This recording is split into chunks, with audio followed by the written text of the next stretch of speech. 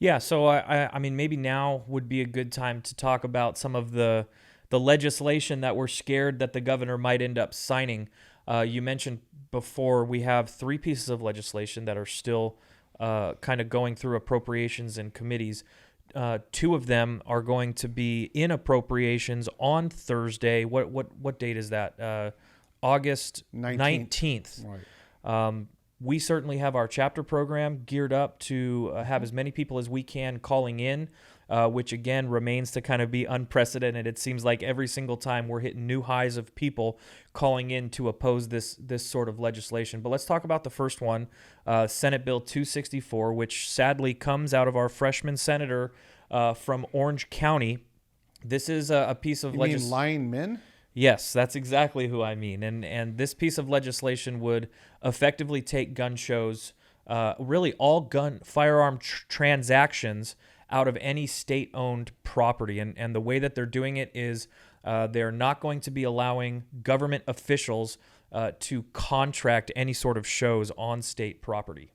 And I want to back up. When I said Senator Lying, as in Lying men, is because he has been called on the carpet both locally and in Sacramento by numerous lobbyists saying to prove his points. He makes a lot of different statements, allegations, and yet when called upon, when his office is called upon to provide the proof, he's absolutely quiet. Silence is admission by anyone's standard. And when you're silent and don't defend your statements, you're admitting that they are made up, which is lying. And that's why I say that, because what he is trying to do is say that all these things have been used that have never been used. There are no loopholes in gun shows in California. Hasn't been for decades. Some would argue there never was.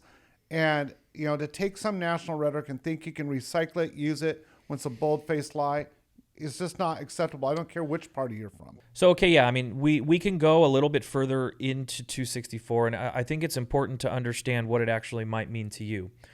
Because, and I've heard this before, you know, conservatives tend to be of this sentiment, which, you know, is commendable. It's not necessarily a bad thing. But these gun show promoters are a privately owned business. Mm-hmm. They can seek venue wherever they want. So why does it necessarily have to be on state-owned property? That's sort of actually beside the point. Right. You know, state venues like fairs or like fairgrounds are a great place. They're supposed to represent the community, and to discriminate against them kind of goes against any of our state fair board's mission statements to start. But really, what this attack is to be non-discriminatory, right? Yeah. But what this is also sort of aiming to do is attack the culture. Even if you know the promoters were given an opportunity to go and seek venues elsewhere, there's going to be shows lost. With shows lost, you know, tends to lose a little bit of enthusiasm within the community. Who knows when they'd be able to get it back up? These are our opportunities as the firearms community to get together, share ideas. They're the best place to get training. You know, we've made all of these arguments before, and it really goes back to the sentiment that Gavin Newsom let us know when he first came into office, that you know, it's the culture, the firearms culture, that he plans to end. And that's really, you know, one of the things that hangs in the balance with this bill, which is why, obviously, you know, it's imperative to be successful here.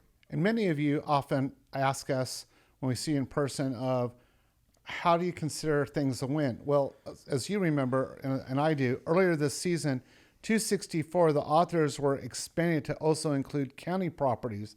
We were able to bring enough heat and pressure through our chapter program, through our lobbyists, through our litigation teams, that the author booted out of the county property area and reverted back to state. So that'd be like the first one on 264. You know, if we win on Thursday and we stop it and this bill dies, that will be, you know, number 24 to the 26 we've killed. But if it doesn't die, then people are like, well, what then? Folks, know that the CRPA is on top of this. We're already prepared that, you know, if we have a new governor as a result of the recall before this gets signed by Newsom, then we're going to make every appeal to get it vetoed and work really hard on that. But even in the event that whoever the governor is decides to sign it, our legal teams are already prepared on that day to go ahead and start the injunction process and the legal fight to stop this from actually happening. Right, sort of similar to, the action that was necessary to be taken in a couple of places, just like Del Mar, just like at Cow Palace. Correct. So, this does kind of feed into the theme of CRPA becoming really good at being a little bit more proactive. Unfortunately, when it comes to electing officials, we're going to continue and make our push. Once they're in there, we can't necessarily force them to vote a specific way, but what we can do is prepare in our backfield ways that we can continue and help. And that's how we're going to do it. Right. And that's where you come in, all of you, helping us out, because the more we can make them realize they work for us and not the other way around, the more we can make sure legislation like this isn't even proposed. But that brings us to the not so wonderful Senate Bill 715. You know what? This one tends, and I'll let you go ahead and explain it, but this one really irritates me because this is actually a prime example of the erosion process. We don't lose a lot of these things overnight. We've seen them attack, waiting periods. We've seen them attack on the background checks. We've seen them attack on the age restrictions. And now they're further eroding the rights of the firearms community by attacking a couple of specific exemptions. So, I mean, go ahead, if you could, what are the actual details of this bill? And what has been the process leading up to now in the erosion of these rights? Yeah, so let's look at the erosion issue before we actually get into the content of Senate Bill 715. One of the things that those who oppose firearms ownership and firearms rights love to do is say how they are actively seeking to immediately address whatever the purported problem is with this solution of more government, more help, more fun, taxes, more money, et cetera, et cetera, et cetera, because they're going to make this wonderful magical bullet, no pun intended, happen. This is coming from a legislature and a Department of Justice who has had 5 years to come with a unified concealed carry weapons permit card that looks the same no matter which of the 58 counties you get it from. 5 years later, after that legislation was fought, they are just now starting to examine it. Okay, if it was so big 5 years ago that all the politicians that ranted and raved in committee after committee after committee after committee that this was going to make the world a better place, wow. And what I get told is, well, DOJ, while it has the money, doesn't have the staffing. Okay, fair. A lot of organizations, especially after COVID, are going through that. But let's go through it again. Oh, hey, we're going to pass this thing called the APPS program, which is going after the armed prohibited persons system, where we know there's like 20,000 plus criminals that are felons that are never supposed to have a firearm. They have firearms. We know they have firearms. We know where they're at. Okay, if it was really about protecting California, we would think that they would do that first. Yet DOJ will once again say, yeah, we kind of have the money, kind of don't, and we don't have the personnel for it. And that bill was passed like 5 years ago. Now what do they want to do in 715? Just one example of how dumb this is. We want to create a multi-million-dollar project of unifying the Department of Fish and Wildlife together with the Department of Justice, who neither of those organizations are able to move quickly. And this is all in response to because one person out of over 250,000 applicants for hunting licenses used it incorrectly. One person in over a decade, which would literally be over a couple of million different people that owned hunting licenses. And so one in millions is worth all of this. This is how overreactionary making one incident into a statewide issue instead of saying this is no different than the one guy who decides to drink too much and go down an alleyway and hit a bunch of homeless people. Yes, horrific. Yes, should never happen. But the last time I checked, you and I didn't have to go through some new egregious kind of legislation to be a car driver. No. Or the kid that goes off with a baseball bat, or somebody uses a knife in a horrific way on a college campus. All of those are horrific. They should have never happened. But we didn't see them go after the knife industry and knife owners and say, okay, turn on all your knives and let's have you another, and let's create another. No, it's only here. So that goes to your earlier point. Yeah, it's about the culture. Right. Yeah, and I mean, of course, what they're going to do is they're going to throw in a bunch of other language to try and impede the process for transferring firearms and everything else. So, this is another. And you're getting me on that one. I have a pet peeve. Like during the middle of COVID, I happened to go up to a really well-known gun store that we do a lot of things with down here in Southern California because just great people have been around forever. So I'm at Gunslingers, and this lady comes in to buy a firearm because it was during that whole period when we had over 1 million people become new firearm owners. And she works for a major county in Southern California. If you can't figure out who it is, well, and she bought a firearm as a deputy district attorney or city attorney, something like that. Anyway, she goes in to buy it. She asked for the loophole. There is no loophole.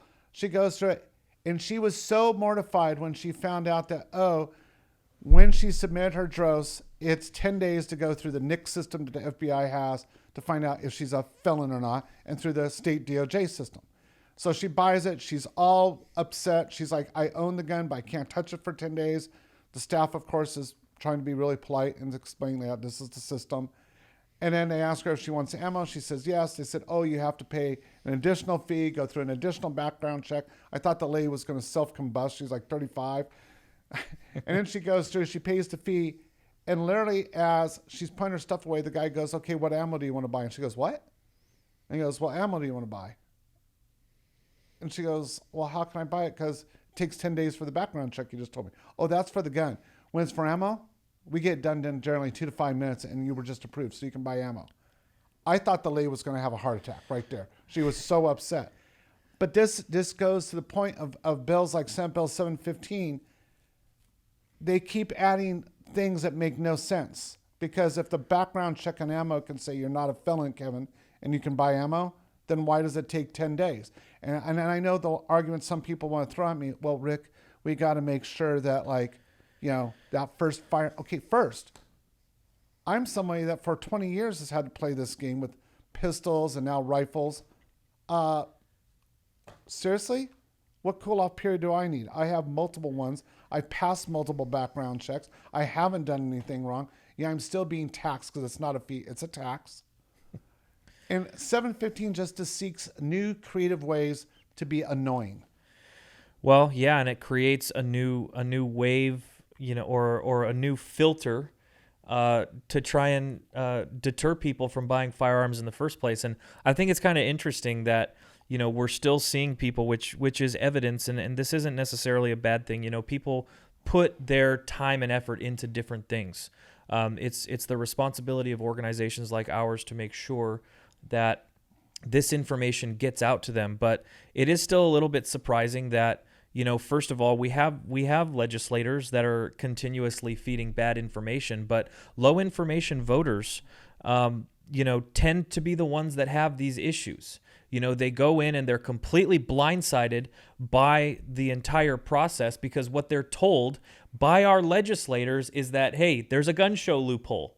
There's all of these different kinds of things that people can do to acquire firearms. Are lies. They are all lies, and what they're doing is they're creating a false perception of people who aren't necessarily involved in this community. So when they do get involved with this community, who are they mad at? They're not mad at the legislator for telling them the lie. They're mad at the gun store owner because the gun store owner is the one standing right in front of them saying, by the way, you got to wait 10 days. We need to start diverting that attention onto the legislators that are actually imposing these things on us. Because believe me, that gun store owner doesn't necessarily want to make you wait 10 days for a firearm. And let me be really clear too. When you go to Sacramento, and it's always amazing for me because I went through this process when I was in my 20s, the first time I went to work with a group politically on something in Sacramento. And every decade of my life, I've watched people. I've watched you do it, Kevin, when you go the first time. We have this view as the people of California that when you go to a government agency from Department of Justice, Consumer Affairs, Fish and Wildlife, you named the organization, because I'm not picking on anyone in particular, that you go to the building that you see in the picture. And so therefore, the worst thing that's going to happen to you if you have an issue is you might be sent to the second floor or the fourth floor. Wait, No, because when you go to Sacramento, as you know, they're like, oh, you have an issue with this? Oh, that's our licensing branch.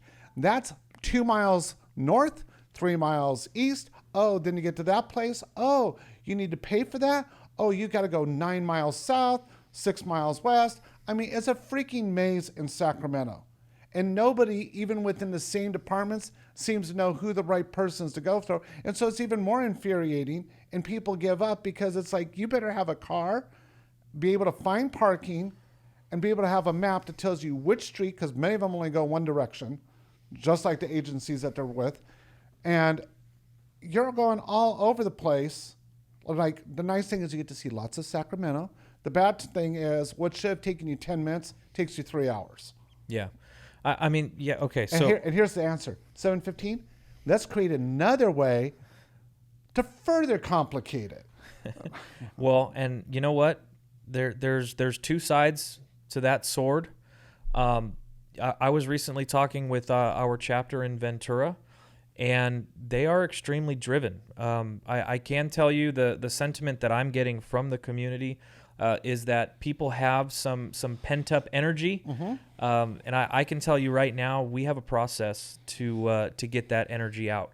We have a process, to effectively and efficiently be able to call in to these appropriation meetings, to these committee meetings, to make your opinion heard. And you know what? When a business owner or a citizen of any given county calls in, the legislators kind of have to take notice. I think one of the things that would behoove us is to continue and be noticed. We have to let our legislators know who exactly they are representing. And we can do that by calling in and opposing these pieces of legislation. Like I said, we've got the process to do it. So I would encourage you and anybody watching this video, contact CRPA, get involved. We have the processes to do it. Let's get this done. You know, there's lots of positives and negatives in the California legislature, but you know what's always positive? A like on this video. So be sure and like, share, and subscribe. Make sure and hit that little bell so that you can stay tuned for all of our future videos. You can also check us out on Facebook and at crpa.org. If you're looking for up-to-date legislature notes and things that are going on in the courts, the website and these videos are a great place to find it. So be sure and follow us, and we'll see you next time.